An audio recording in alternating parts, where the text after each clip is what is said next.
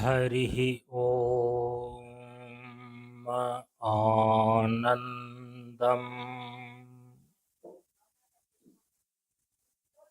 प्रशान्ते जीवनदर्शनम्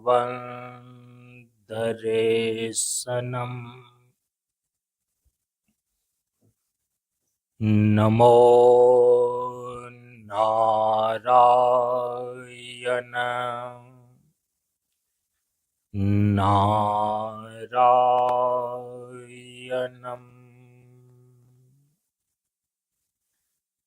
श्री गुरु चरण स्पर्श अनुभूति। ज्ञान मार्ग सत्संग सत्र में उपस्थित श्रद्धालु सत्संग प्रेमियों, ज्ञान बढ़े गुणवान के संगत, ध्यान बढ़े तपस्वी संग किन्हां, बुद्धि विवेक विचार बढ़े संत सन्यासी सुसज्जन तिन्हां। इसलिए ज्ञानी वेद है ज्ञान से,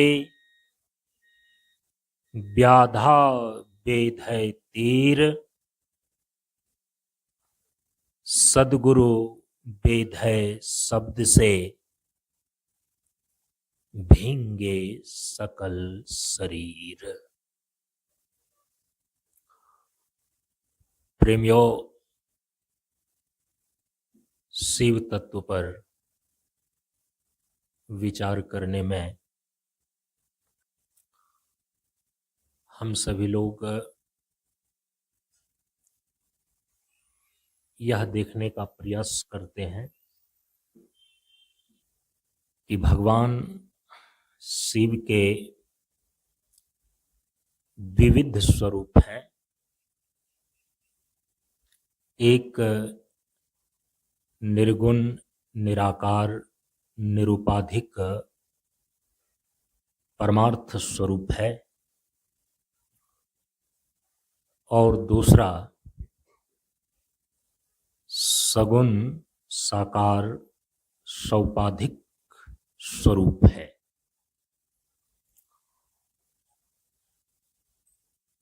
शिव तत्व के परमार्थ स्वरूप के रूप में निर्गुण निर्विशेष ब्रह्म परमार्थ तत्व ही प्रतिष्ठित है।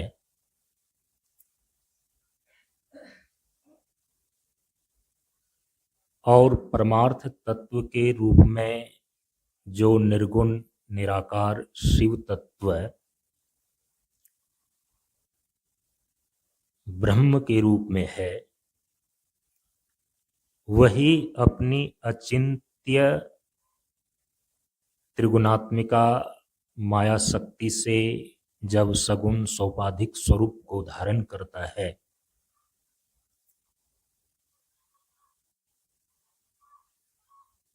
तो सनातन धर्म की परंपरा में ब्रह्म के उसी त्रिविध स्वरूप की तीन मूर्ति ब्रह्मा विष्णु और महेश के रूप में मानी जाती है, जिसकी हम सभी लोग पूजा और आराधना करते हैं। भगवान शिव का जो विग्रह है, उस विग्रह में मुख्य 5 चीजें हैं। यदि आपने ध्यान दिया होगा,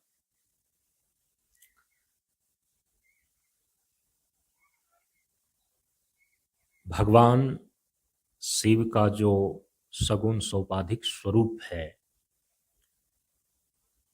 उपासना के लिए जो उनका विग्रह शास्त्र में प्राप्त होता है, तो भगवान शिव के विग्रह में मुख्य 5 चीजें हैं। और हम सभी लोग आज देखते हैं कि भगवान शिव के विग्रह में जो 5 चीजें हैं,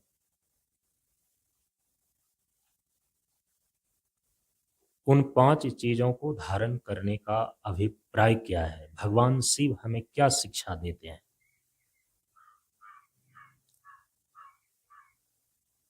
शिव संहिता का अनुशीलन करने से पता चलता है कि यदि आप अपने को शिव तत्व में प्रतिष्ठित करना चाहते हैं, परम पूज्य गुरुदेव ने जिसका थोड़ा सा निर्देश तत्व गुण वंदना में दिया है कि जारी की ये तरल रातनी सत्यम शिव सना है। जो शिव तत्व है उसका आत्मसात करने के लिए, जो शिव तत्व है उसमें अवस्थिति लाभ प्राप्त करने के लिए, सना का अर्थ होता है उसको आत्मसात करना, सना का अर्थ होता है उसमें समाहित होना। ये तो शिव तत्व में समाहित होने के लिए, शिव तत्व में अवस्थिति लाभ प्राप्त करने के लिए, या कहें कि शिव तत्व को आत्मसात करने के लिए,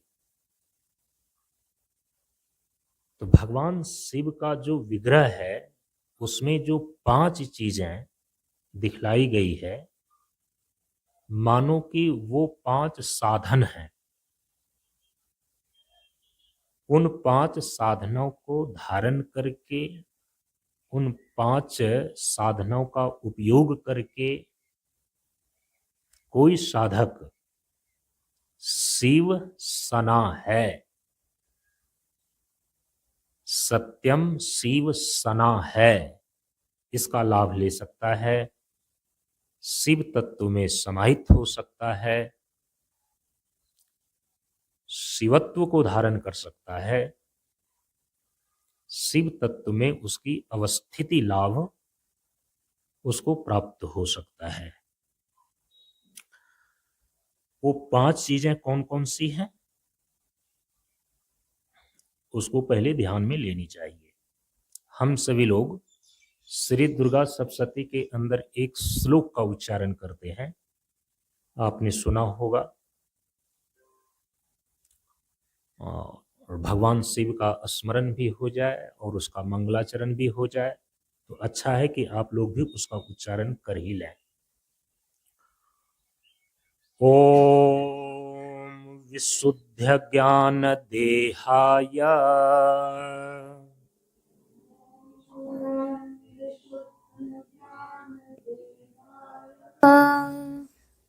त्रिवेदी दिव्य चक्षुषे त्रिवेदी दिव्यचक्षुषे श्रेयः प्राप्ति निमित्ताय श्रेयः प्राप्ति निमित्ताय नमः सोमार्धधारिणे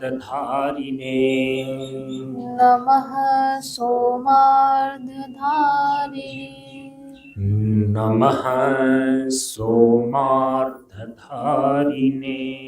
नमः सोमार्धधारिणे। ओम विशुद्ध ज्ञान देहाय त्रिवेदी दिव्य चक्षुषे श्रेयः प्राप्ति निमित्ताय नमः सोमार्धधारिणे। इस श्लोक का अर्थ है कि देखिए भगवान शिव का विग्रह यहाँ पर बतलाया गया है कि उनका सगुण साकार स्वरूप में मुख्य कौन कौन चीजें हैं। कहा कि विशुद्ध ज्ञान देहाय त्रिवेदी दिव्य चक्षुषे, विशुद्ध ज्ञान ही जिनका शरीर है, माने जो ज्ञान स्वरूप है, मानो कि ज्ञान तत्व ने ही शरीर धारण कर लिया हो, तो विशुद्ध ज्ञान ही जिनका शरीर है,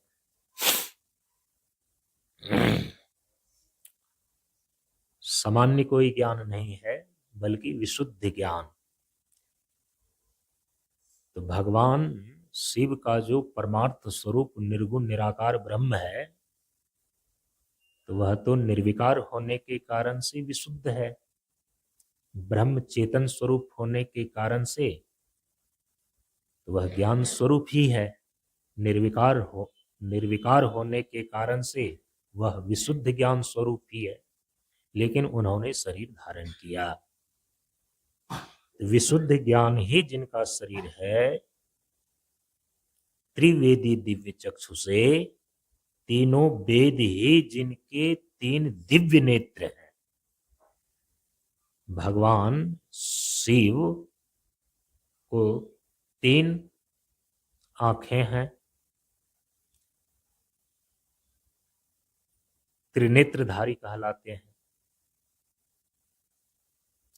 सबके पास तीन आंखें हैं, लेकिन दो आंखें तो खुली हुई है सबकी, तीसरी आंखें बंद है। एक साधक जो है शिव तत्व में अपने आप को समाहित करने के लिए, देखिए आएगा जब उसकी व्याख्या करेंगे, तो वो अपने तीसरे नेत्र को खोलता है और तीसरे नेत्र को खोले बिना, दिव्य चक्षु को प्राप्त किए बिना कोई भी साधक अपने अंतर जगत में प्रवेश नहीं कर पाता।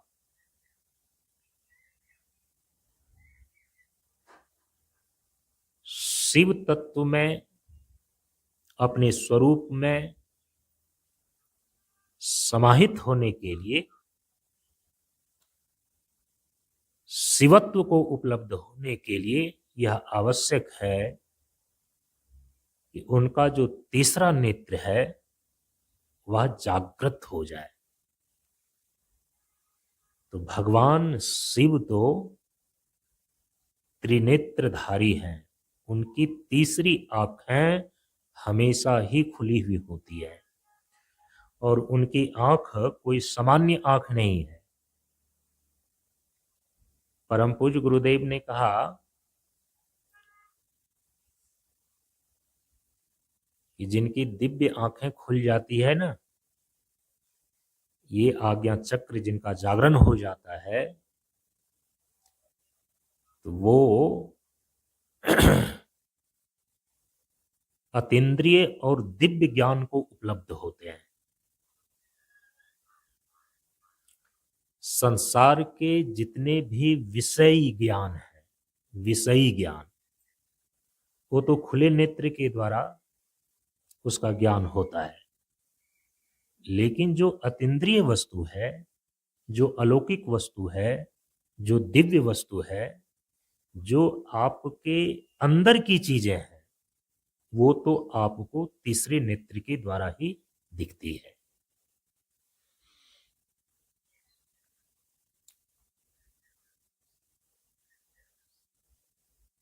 तो यदि विशुद्ध ज्ञान जिनका शरीर है, तो नेत्र भी तो शरीर में ही होते हैं। तो विशुद्ध ज्ञान जिनका शरीर हो, तो उनके शरीर में नेत्र कोई सामान्य होगा क्या? वो नेत्र भी तो ज्ञान से पूर्ण ही होगा। इसीलिए कहा कि त्रिवेदी दिव्य चक्षु से, तीनों वेद ही जिनकी तीन आंखें हैं।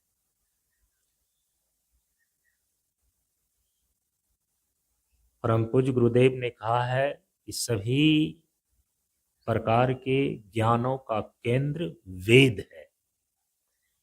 चाहे भौतिक ज्ञान हो, चाहे आध्यात्मिक ज्ञान हो, सभी प्रकार के ज्ञानों का केंद्र जो है वो वेद है। तो जिनका शरीर ही विशुद्ध ज्ञान रूप है, तो उनके त्रिनेत्र, उनकी तीन आंखें, तो तीन वेद होगा ही। जो ज्ञान का केंद्र हो वही तो उनकी आंखें हो सकती है। कहा कि त्रिवेदी दिव्य चक्षु से, जिनके तीन दिव्य नेत्र, तीनों वेद हैं, तीनों वेद ही जिनके तीन दिव्य नेत्र हैं। तो यहां पर तो दो चीजों को, और अंत में एक सोमार्धधारी ने सोम का अर्थ होता है चंद्रमा। अपने मस्तक पर अर्ध चंद्र का मुकुट धारण करते हैं। जिनके विग्रह में सिर पर अर्ध चंद्र का ही मुकुट हो, सोमार्ध धारिणे। तो कहा कि विशुद्ध ज्ञान देहाय एक, त्रिवेदी दिव्य चक्षु से दो, और सोमार्ध धारिणे तीन। यहां तीन चीजें दिखाई गई है। तो संकेत केवल कर दिया गया, और शिव संहिता इत्यादि ग्रंथों में भगवान शिव के वहां पर तो मुख्य 5 चीजें तो विग्रह में वर्णित किया ही गया है, प्रतिपादित किया गया है। उसके अतिरिक्त भगवान शिव ने जो विभिन्न प्रयोजन से विभिन्न समय में अवतार को धारण किए हैं, जैसे भगवान विष्णु के 24 अवतार होते हैं, उसी प्रकार से भगवान शिव के भी 24 अवतार होते हैं। भगवान विष्णु को हरि बोलते हैं और भगवान शिव को हर बोलते हैं, इसीलिए बोलते हैं हरि और हर। तो हरि हर इनके 24 अवतार होते हैं। अब जब अलग अलग अवतार ग्रहण करते हैं, तो उस अलग अलग अवतार का जो विग्रह होता है, तो उसमें तो आयुध को लेकर के अलग अलग चीजें होती है। लेकिन कुछ ऐसी चीजें हैं कि हर एक अवतार में जो भी उनका विग्रह होता है, जो भी उनका रूप होता है भगवान शिव के, उसमें उनकी 2-3 चीजें मुख्य रूप से हर एक अवतार के विग्रह में विद्यमान रहता ही रहता है। जैसे सोमार्ध धारिणे, भगवान शिव का जो भी अलग अलग अवतार होगा, लेकिन प्रत्येक अवतार के विग्रह में उनके सिर पर अर्ध चंद्राकार, अर्ध चंद्र का मुकुट धारण अवश्य होगा। यदि मुकुट के रूप में न हो, तो अर्ध चंद्र का कहीं न कहीं उसमें, उस विग्रह में किसी न किसी रूप में वो चीजें वहां पर दर्शा दी जाती है। और इसके बाद तीसरी चीज है दूसरी चीज है, भगवान शिव के जो मुख्य आयुध हैं वो है त्रिशूल। वह त्रिशूल भी अवश्य रहता है। तो यहां पर इस श्लोक में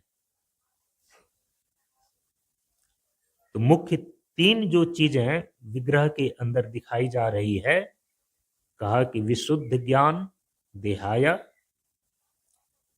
त्रिवेदी दिव्य चक्षु से, और तीसरा है सौमार्ध धारिणे, अर्ध चंद्र का मुकुट जो धारण करते हैं, विशुद्ध ज्ञान ही जिनका शरीर है, तीनों वेद ही जिनके 3 दिव्य नेत्र हैं। कहा कि ऐसे विग्रह के रूप में जो भगवान का स्वरूप है, भगवान शिव का स्वरूप है, ऐसे भगवान शिव को नमन करते हुए, प्रणाम करते हुए हम उनकी शरण ग्रहण कर रहे हैं, उनके शरण में जा रहे हैं। क्यों शरण में जा रहे हैं भाई?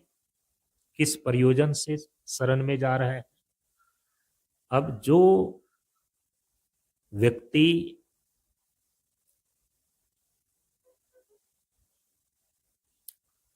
अपने जीवन की चेतना के जिस धरातल पर होता है,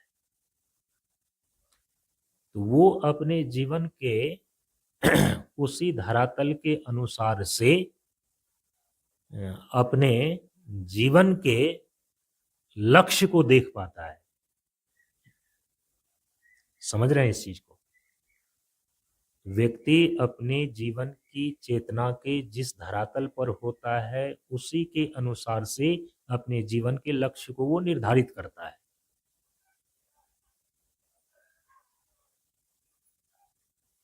लेकिन जीवन का परम लक्ष्य एक ही है।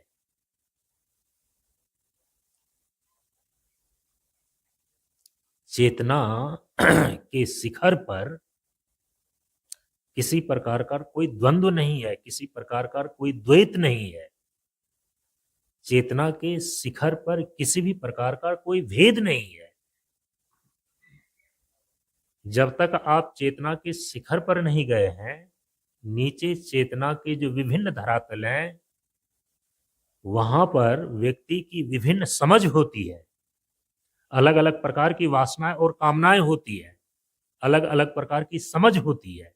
उसके अनुसार से वह अपने जीवन के अलग अलग लक्ष्य को मानता है, निर्धारित करता है। अलग अलग लक्ष्य ही उनको अपनी समझ के अनुसार से समझ में आता है। लेकिन जीवन का जो चरम लक्ष्य है, जीवन का जो अंतिम लक्ष्य है, वह तो सबका एक ही है।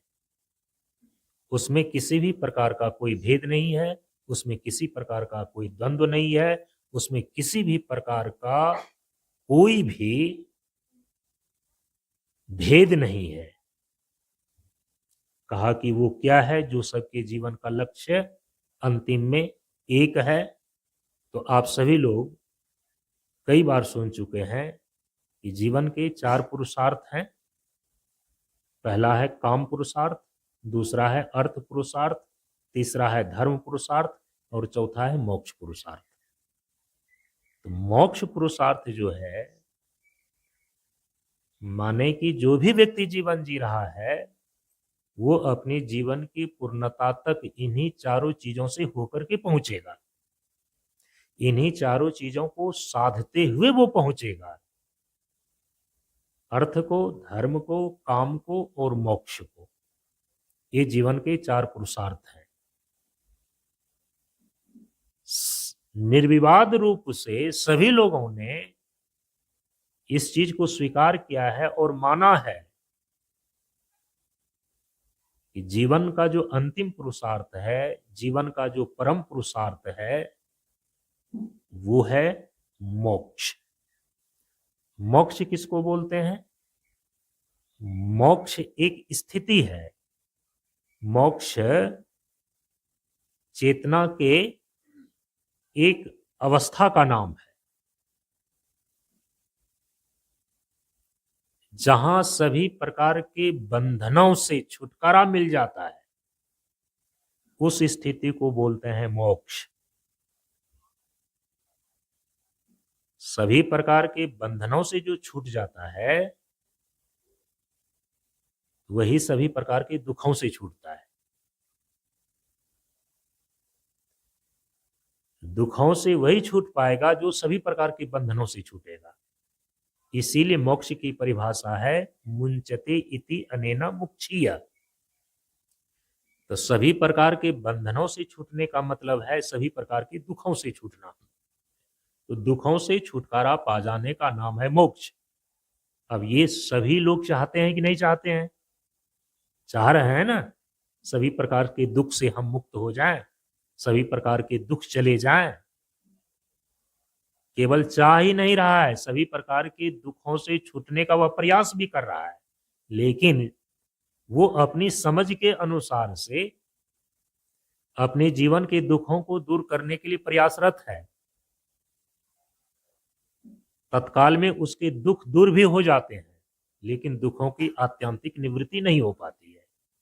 इसलिए हमारे महापुरुष, जिन्होंने अपने जीवन से दुखों की आत्यंतिक निवृत्ति कर लिया है, जो जीवन मुक्त महापुरुष हैं, उन्होंने दोनों हाथ उठा करके घोषणा किया है, रीते ज्ञानात न मुक्ति, ज्ञानात एव तु कैवल्यम। अरे तुम अपने अपने तरीके से जो दुख को दूर करने का प्रयास कर रहे हो ना, जीवन भर तक करते रहा, केवल इसी जीवन भर नहीं किया है, पिछले भी जीवन में किया है, दुख दूर नहीं हो सका ना। तो वैसे दुख नहीं दूर होता है जैसे तुम करना चाहते हो, लेकिन दुख तो दूर करना चाहते हो। लेकिन जिस तरीके से दुख को तुम दूर करना चाहते हो, वैसे यदि दुख का दूर होना होता तो कभी हो गया होता। तो जीवन मुक्त महापुरुषों ने, जिन्होंने अपने जीवन से दुखों की आत्यंतिक निवृत्ति को प्राप्त कर लिया, उन्होंने दोनों हाथ उठा करके कहा, ऐ संसार के लोगों, रीति ज्ञानात न मुक्ति, बिना तत्व ज्ञान की मुक्ति नहीं होती। जब तक आप तत्व ज्ञान को प्राप्त नहीं कर लेते हैं, तब तक दुखों से छुटकारा नहीं मिलता, क्योंकि अज्ञानता के कारण से बंधन है और उसी बंधन के कारण से दुख है। तो सभी प्रकार के दुखों का मूल कारण क्या है? अज्ञान। वो भी अज्ञान किसका? भूगोल नहीं जानते हैं, इस प्रकार का अज्ञान क्या? केमिस्ट्री नहीं जानते हैं, इस प्रकार का अज्ञान क्या?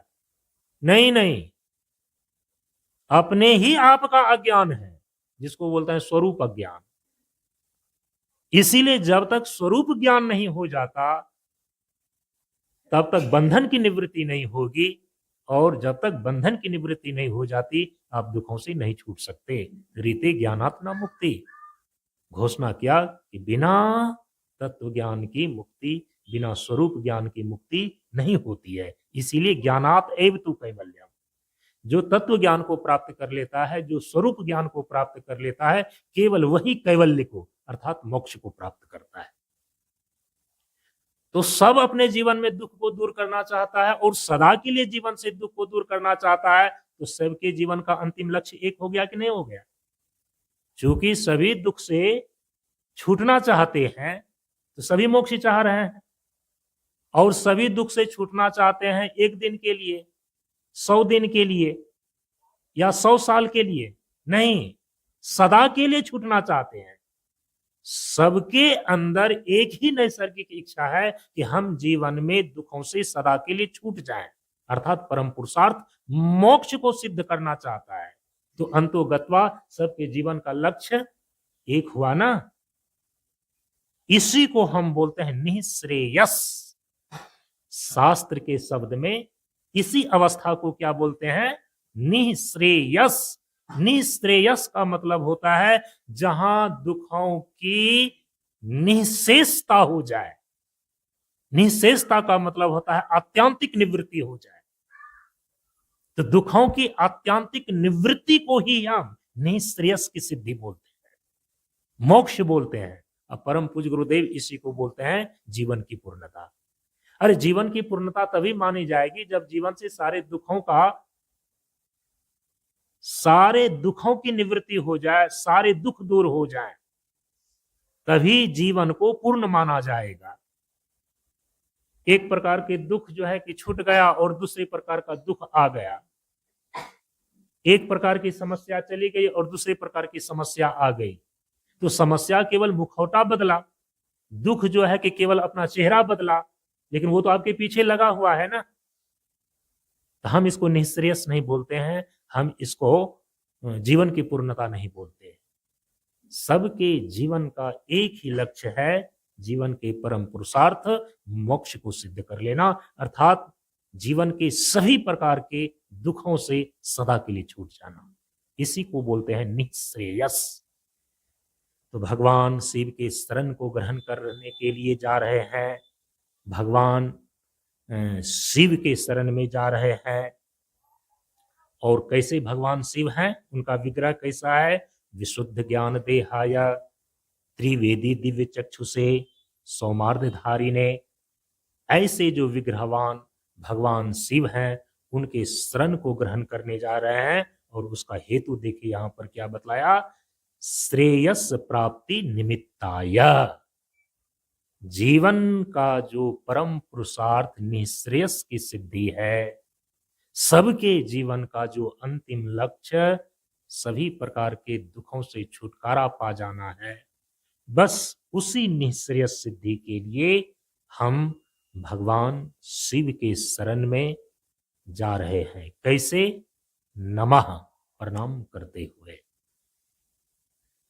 नमः का मतलब नम्रता भी होता है।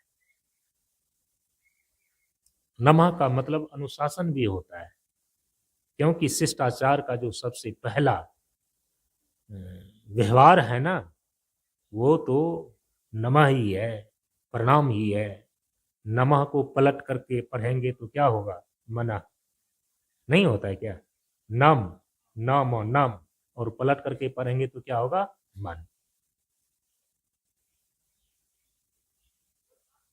भगवान शिव के विग्रह में जो 5 चीजें हैं, इसकी व्याख्या तो मैं कल करूंगा, केवल उसको ध्यान में ले लीजिए। सनातन धर्म की परंपरा में जो भगवान शिव का सगुण साकार विग्रह है, उसमें तो सबसे पहली चीज आप देखते हैं कि एक वासुकी नाग, सर्प गले में लिपटा हुआ है।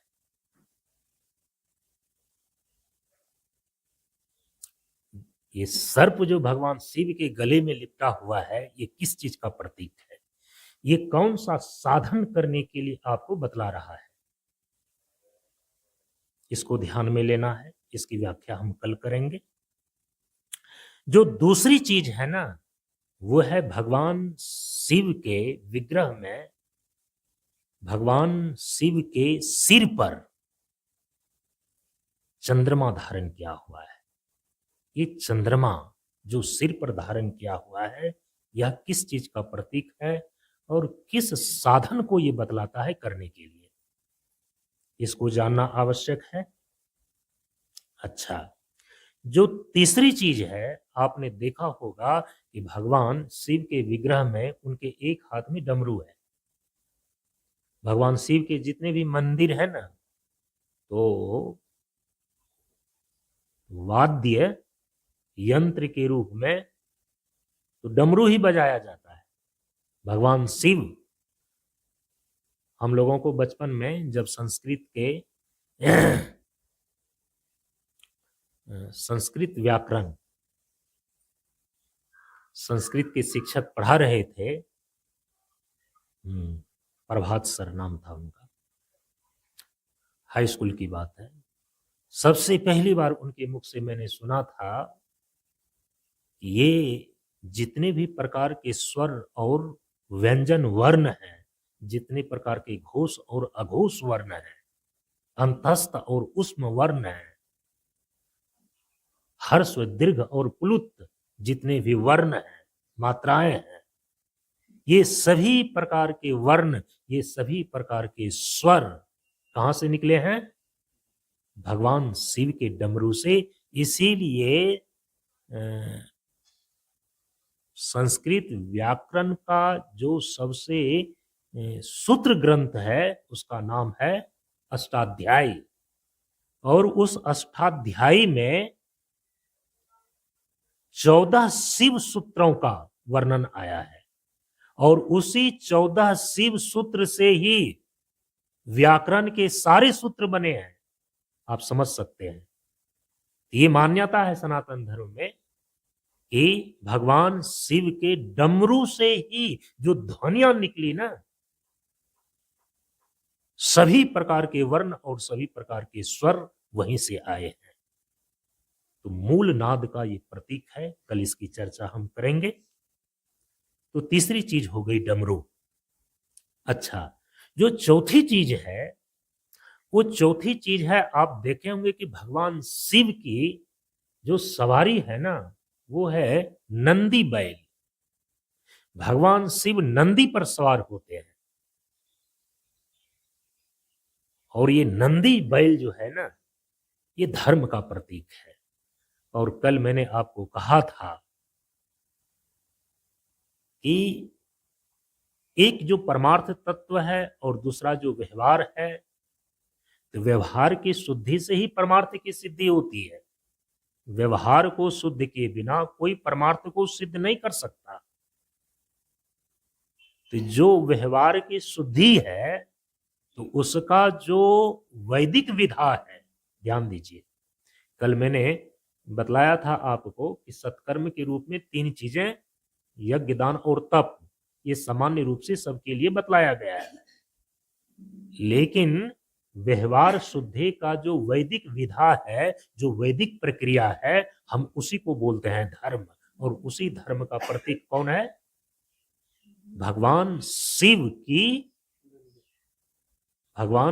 की जो सवारी है नंदी बैल, वो धर्म का प्रतीक है।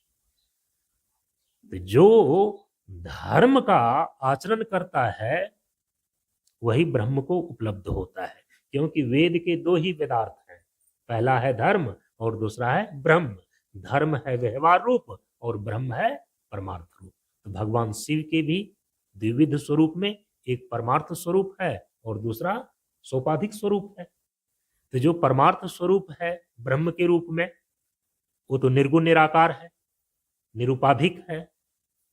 लेकिन जो भगवान का सगुण और सोपाधिक स्वरूप है वह तो व्यवहारिक रूप में धारण होता है। ये भगवान शिव का जो विग्रह में चौथी चीजें दिखाई गई है नंदी बैल के रूप में, यह धर्म का प्रतीक है। अच्छा, जो सर्प है, पहली चीज तो सर्प के अंदर क्या होता है? जहर। तो और आपके जीवन को विषाक्त करने वाला जहर कौन सा है? शरीर की अशुद्धियां क्या है? एक तो स्थूल शरीर की अशुद्धियां हैं, वो उतना हानिकारक नहीं है। यदि आपके मन में विष घोला गया है, यदि आपके मन में ही विकार है, तो जितने भी मानस विकार है ना, वो सबसे बड़ा विष है। और जो विष को धारण करे उसको हम बोलते हैं सर्प। तो ये सर्प जो है ना, जो गले में लिपटा हुआ है, तो वो भगवान शिव के निर्विकारता का प्रतीक है। काम, क्रोध, लोभ, मोह और अहंकार, ये जो 5 विकार हैं आपके अंदर, यही आपके जीवन को विषाक्त करने वाला सबसे बड़ा विष और जहर है। और इस जहर को जो पचा लेता है, इस जहर का जो समन कर लेता है, उसी की संज्ञा शिव है। ऐसे कोई शिव नहीं बन जाता। लोग आज कहते हैं भगवान शिव तो चिलम भी पीता है। चिलम माने गांजा, नशीला पदार्थ। तो भगवान शिव चिलम पीता है, ये तुमको दिखाई पड़ता है। तो भगवान शिव जहर पी करके भी उसको पचा लेते हैं और नीलकंठ भगवान बन जाते हैं। कंठ से नीचे जहर का असर नहीं उतरता है। तो वैसे विषधर सर्प को गले में धारण करके आपको बतला रहे हैं कि तुम्हें अपने जीवन में विष का समन करने का क्षमता होनी चाहिए, आनी चाहिए। और वो किस साधना से आती है, ये आपको समझना पड़ेगा। ये हो गया।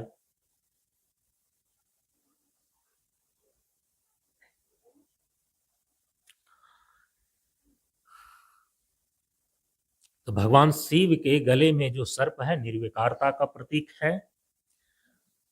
दूसरी चीजें, जो चंद्रमा है सिर पर धारण किया हुआ, वो चंद्रमा जो है मन के देवता होने के कारण से मन की सौम्यता, शांति और एकाग्रता का प्रतीक है। ठीक है। तीसरी चीजें, जो डमरू है वो नाद ब्रह्म का प्रतीक है। चौथी चीजें, जो भगवान शिव की सवारी नंदी बैल है, ये धर्म का प्रतीक है। और अंतिम में जो 5वीं चीज है, जो व्यक्ति इन सारे साधनाओं के द्वारा अपने जीवन में इतनी सारी योग्यताएं ले आता है, जो ये 4 चीजें आपको बतलाई गई, निर्विकारता, सौम्यता, नाद ब्रह्म, धर्म, नंदी बैल के द्वारा जो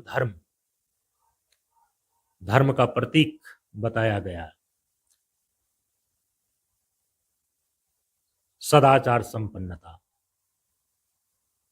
इतनी चीजें आपके जीवन में आ जाने पर भगवान शिव के विग्रह में जो 5वीं चीजें बतलाई गई है वो फलित होता है।